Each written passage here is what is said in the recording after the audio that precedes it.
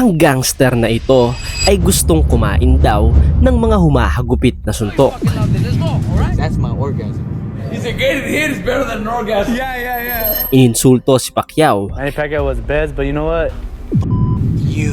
I want to try to hurt him. I want to try to do anything I can to get him out. at kahit ang kapansanan ni Coach Fred ay hindi pinatawad. At ang mga sumunod na nangyari ay habang buhay niyang pinagsisihan. Первым бою, а вот и нокдаун, друзья.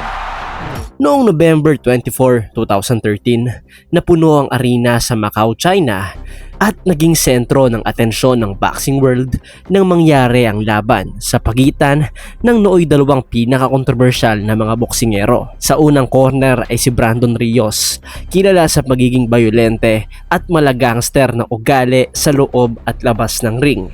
Sa kabilang banda naman ay ang ating pambansang kamao na kailangang patunayan ang kanyang sarili dahil sa nakakadurog na pagkatalo niya kay Juan Manuel Marquez, 1 taon na ang nakalilipas. Para kay Rios, pagkakataon ito na umukit ng kanyang legacy sa boxing dahil sa murang edad na 27 ay may record lang naman siya na 31 wins at 23 dito ay via knockout. At sinasabi din niya na gustong-gusto niyang kumain ng mga suntok. Sa isang interview, sinabi niya pa nga na kasing sarap ito ng pakikipag-sex. Getting hits that you like too, because sometimes I'll watch you in a fight in the middle of the action. I swear you get hit with a two-piece and you have a smile on your face like you're liking it. That's my orgasm. I love this sport so much. Pero para kay Pacquiao, ang laban na ito ay isang redemption fight.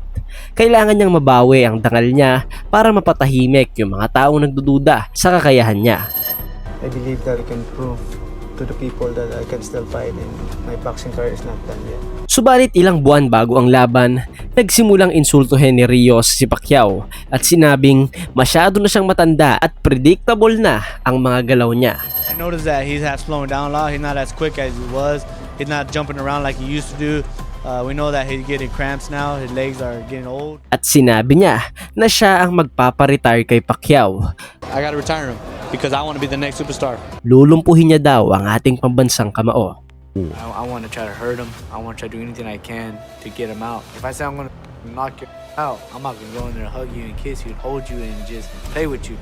I'm going to knock you out. Mas lumala pa ang pangbabastos ng mga gangster na ito nang insultuhin nila si Fred Roach. Hindi lang Team Pacquiao ang nasaktan sa ginawa nila, kundi pati na din ang mga taong nakakaranas ng ganitong kapansanan. At nang magpang-abot ang Team Pacquiao at Team Rios sa isang gym, naging mainit ang kanilang enkwentro.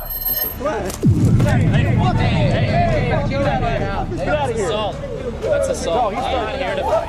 We ain't going nowhere. Get the fuck out. We ain't going nowhere. Get out of here. Get the fuck out. Get the fuck out of here. Don't disrespect me. I ain't disrespecting you. Pero sa kabila ng lahat ng ito, nanatiling tahimik ang ating pambansang kamao at nag-antay na lamang ng laban para dun sentensyahan si Rios. Является перевесчиком, да?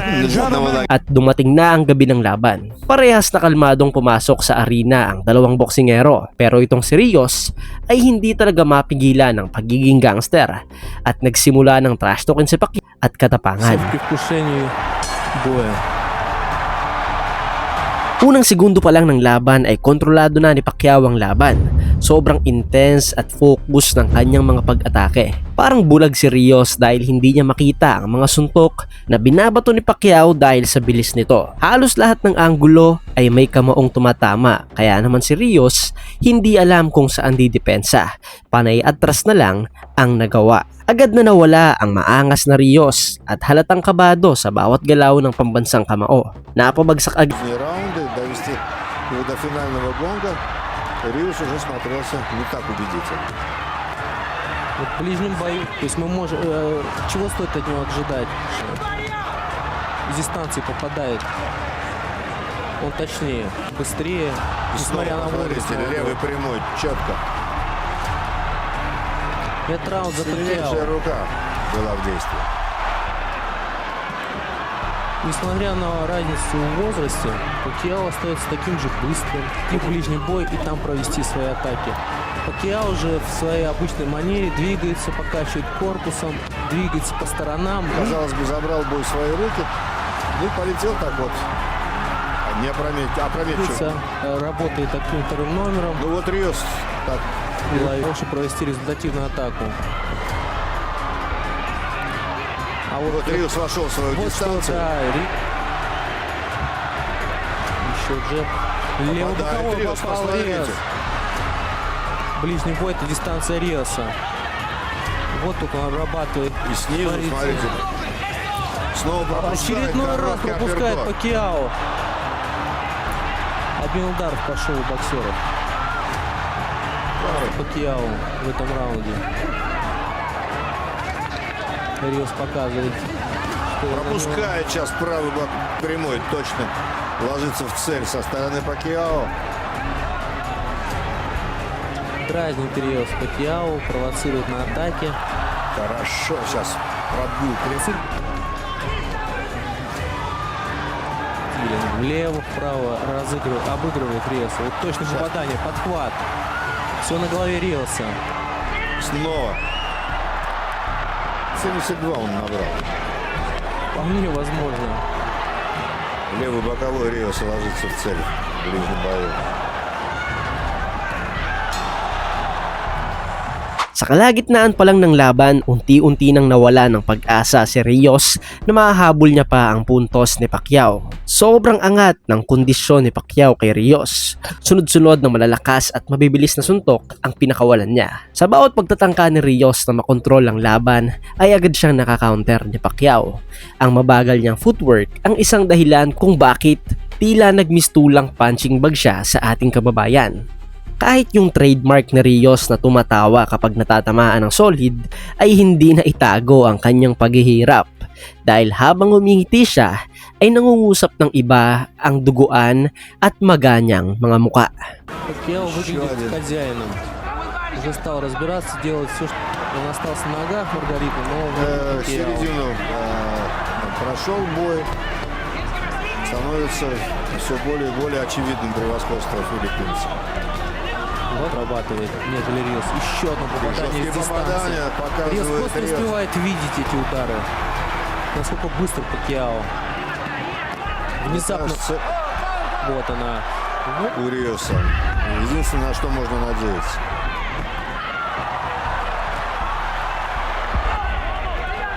Вот он был, и уже его нет. Снова надо искать этого неуловимого партнера.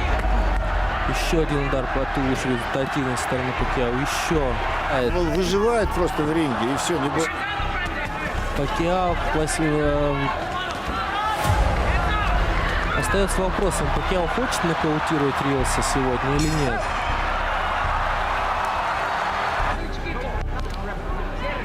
Пожестче стал бить Пакьяо. Ох ты, хороший правый прошел.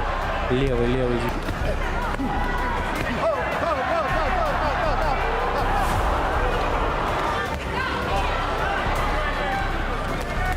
Но у Риоса остается вот после этого раунда только шанс на нокаут. Не знаю, Может, там какие-то, может, парочку В третьем раунде могли дать ему предпочтение.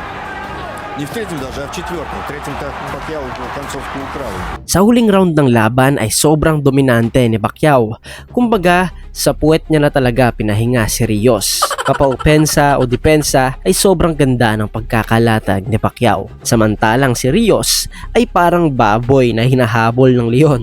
Walang ibang iniisip kundi ang makasurvive hanggang tumunog sala sa kanyang muka. И мы прекрасно знаем, что вот в таких паузах, вот как сейчас, от неожиданного он может начать атаку, соперник Готовит взрыв. усыплен, и тут сразу раз, но Пакьяо-то это все видит. Выбран. И очень достойно Пакьяо.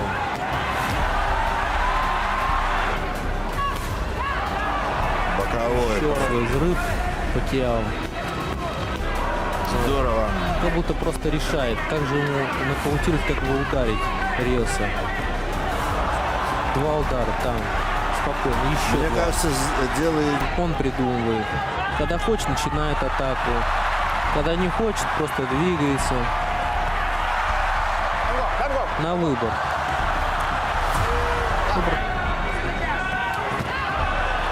Четкая атака Пакьяо.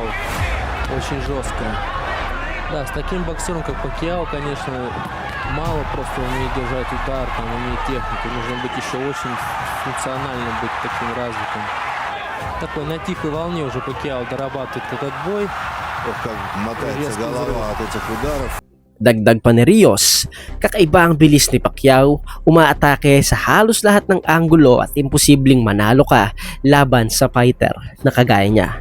Isa ito sa mga laban na hindi malilimutan ng mga tao, laban kung saan siningil ni Pacquiao ang hustisya sa lahat ng pangiinsulto ni Rios sa buong panig niya. Dahil yan ang gagawa natin ng video sa susunod na araw.